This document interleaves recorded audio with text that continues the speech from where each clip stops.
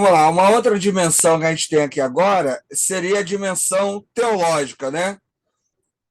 A ideia de que a gente pode aprender aí, né, a partir da perspectiva teológica. Então, assim, sempre que a gente vai fazer no trabalho exegético, aqui a gente está tendo uma ideia que eu posso trabalhar a área social, posso fazer um corte político, econômico, ideológico, teológico, né? Então, o texto ele vai abrir aí essas possibilidades, né?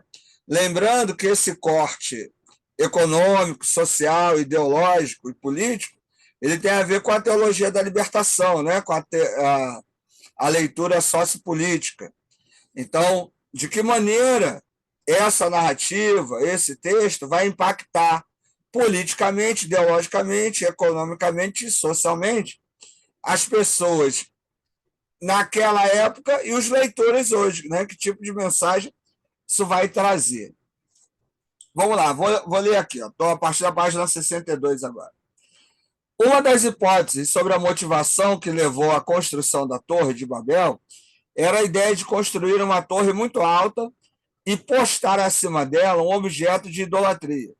Desse modo, todos que olhassem para os céus, mesmo à distância, acabariam assimilando a ideia de que era idolatria que controlava o que acontecia lá embaixo.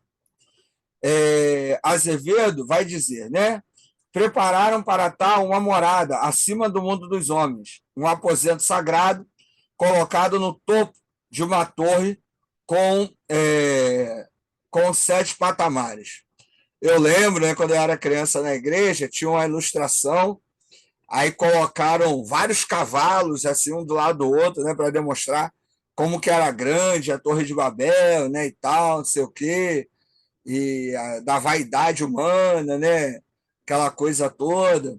Então, assim, a gente não tem como mensurar, né, essas coisas.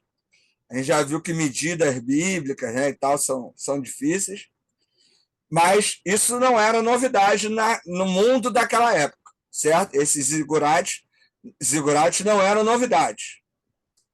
Então, outras culturas tinham, né? Esses grandes templos, que eram uma espécie de morada dos deuses. Outra hipótese para a motivação seria a que os homens edificassem para se prevenir de outro dilúvio, né? Similar ao de Noé. Esse medo fez com que construísse uma alta torre que pudesse chegar até o céu e sustentá-lo, né, como coluna para que o dilúvio não acontecesse novamente. Outra opinião ainda afirma que poderia ter sido construída para manter as pessoas num só lugar, desobedecendo a ordem de Deus de se espalhar por toda a terra. Então, aqui, o trabalho vai apresentar algumas hipóteses que esse texto poderia estar apresentando da motivação. Seja qualquer que for a hipótese, todas elas demonstram desobediência, né? Todas elas demonstram orgulho, vaidade, né, soberba humana diante da vontade de Deus. Aquela ideia de que, como seres humanos, podemos nos controlar, né? Podemos controlar o ambiente à nossa volta, e esse tipo de sentimento a gente tem até hoje, né? Hoje você pode provocar chuva em determinados lugares, ventos, né? Hoje a gente tem tecnologia aí para muita coisa, né? Para surgir plantação onde é deserto, né? Então é o homem controlando a natureza de certo modo. Nós temos os cosméticos, nós temos remédios que garantem a nossa juventude, a nossa beleza, né? Nós temos medicamentos que nos dão mais perspectiva de vida. O que seria da humanidade hoje sem os antibióticos? Uma simples aspirina, né? É um medicamento que, sei lá, na Idade Média, né, faria uma grande diferença, né? Então, nós temos vacinas, né? Um grande exemplo aí é a vacina da Covid, aí, recentemente, né? Que no ápice da Covid, um monte de gente morrendo e tal, e foram surgindo as primeiras, foram aperfeiçoando. Hoje já não temos tantas mortes como se tinha quando a Covid despencou por conta do desenvolvimento humano. Isso é a capacidade humana de evitar a morte, né? E isso leva ao orgulho, leva à vaidade, leva à soberba. E o texto, de alguma forma, já traz isso, né? Olha, para Deus não querer matar a gente de novo, vamos construir a torre.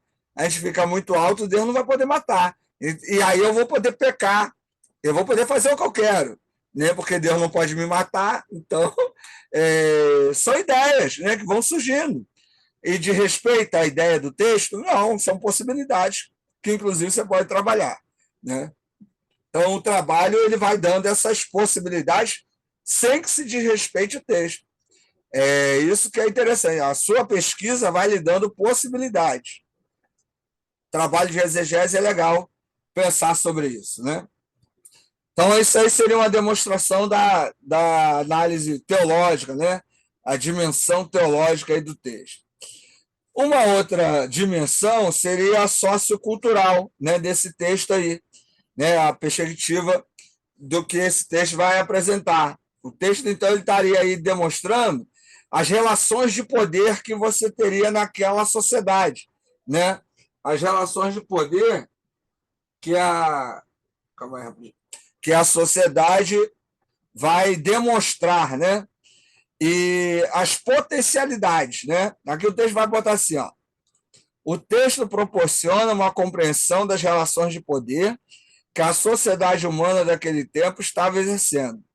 A sua potencialidade, sua proposta estratégica era de poder e independência da divindade.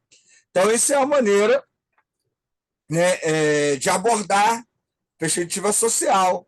Né? Então, ó, o ser humano acha que pode ser independente da divindade, de tal maneira que vai fazer isso com suas próprias mãos, com seus próprios recursos. Então, cada dimensão estudada, cada maneira de abordar o texto, vai nos dando uma forma de ler os eventos que estão sendo transmitidos ali, mas você vê que a coisa não foge muito da raiz. Né? Tudo está aí passando dessa ideia do orgulho, da vaidade, está tudo rodando, né? Nesse centro gravitacional, digamos assim, de sentido que é a vaidade, que é o orgulho. Então, o texto, apesar das outras dimensões, o sentido está sempre voltando para essa questão do orgulho, da vaidade humana aí. Né? E a penúltima percepção seria aí a psicossocial, né? Que seria a ideia de que como é que esse desejo do homem, né, é expresso ali, né? Olha aqui no finalzinho vai estar assim, ó. O forte desejo do homem em alcançar a realização os levou a projetar a cidade e a torre. A união, a paixão que eles se vincularam podia mostrar o seu entusiasmo, pois viam na cooperação de todos uma admirável comunhão, mas Deus não aprovou. A humanidade não se uniu para fazer a vontade de Deus, mas se uniu em rebelião e cooperaram uns com os outros buscando a glória humana. Todavia, tal atitude desagradou a Deus. Ó, mais uma vez o sentido, né, transitando aí nessa questão da vaidade, né? E a dimensão missional, que seria a questão de qual seria a tarefa a ser realizada, né? Ó, em Gênesis 11 mostra o preço pago pelos homens na realização de seu projeto de subir até Deus. Obtiveram a mais profunda alienação da condição humana e o maior isolamento como indivíduos, onde a autossuficiência induz ao juízo de Deus, pois não há como fugir dele. Ele sempre vem em juízo. Deus também diz, né? Venham, desçamos e confundamos. Aí no hebraico, né, a questão do superlativo majestático não é a trindade, né? Se eu fizer essa leitura doutrinária aqui cristã, eu diria que esse desçamos, confundamos seria, né, a trindade, mas não é. É Deus na sua questão de majestade, né? Falando na primeira pessoa do plural. no texto, inclusive, né, nós temos o narrador e Deus, né, que se pronunciam aí. Deus sempre na primeira pessoa do plural. Então, essas dimensões, né, que foram apresentadas, todas elas vão estar gravitando em cima desse sentido, que é qual? A vaidade, o orgulho e a soberba humana. Então, o que poderemos dizer do texto da Torre de Babel, lá em Gênesis 11? É um texto que fala do orgulho e da vaidade humana. Ah, Ricardo, mas como surgiram as culturas e os idiomas? Não sei. Nessa abordagem crítica, a ideia não é saber como aconteceu, é tirar uma mensagem daquele evento, né, daquela história, daquele acontecimento. Então, temos várias culturas, vários idiomas. Por que não um só? Você tem um Deus que criou todo mundo, porque ele criou pessoas diferentes, com culturas e idiomas diferentes. Por que isso aconteceu? Por que isso surgiu? Pelo texto da Torre de Babel, isso surgiu para que os homens não se envaidecessem, para que a soberba e o orgulho humano não crescesse de tal forma a quererem combater ou ser igual a Deus. Ponto. Né? Essa seria a mensagem do texto. E não necessariamente dizer que surgiu depois que todo mundo quis criar uma torre para fugir do dilúvio. Né? Essa aí seria a leitura tradicional, mais conservadora. Então é isso, gente. Comentários, dúvidas, reclamações?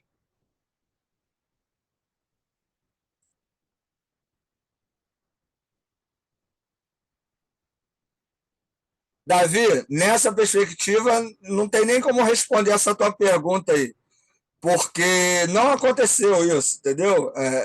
O texto ele é um mito.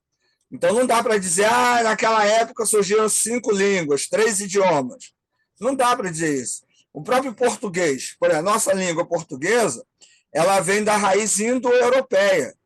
Nós viemos aí do latim. O russo, o francês, o inglês, o latim são do mesmo tronco, né, linguístico. Agora você tem as línguas semíticas, né? O hebraico, o aramaico, é outro tronco linguístico. Você vê pela maneira de se escrever, pela forma das letras. Né? Então, as línguas foram se desenvolvendo ao longo do tempo.